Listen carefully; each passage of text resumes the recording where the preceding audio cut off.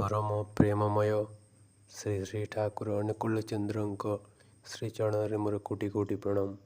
समस्त को जय गुरु। नित्य कर्म रे पारिपार्श्विक नित्य कर्म परे तुमर पारिपार्श्विक को व्यष्टि और समष्टि हिसाब रे चिंता आलाप और आलोचनार सहित प्रत्येक दिन ही देख एवं प्रत्यह ही सेमानंकर प्रयोजन पूर्ण करिपार एपरि किछि जेतेटा पार करिवो देखिवो लक्ष्मी अचला होई रहिबे। चलार साथी श्री श्री ठाकुर।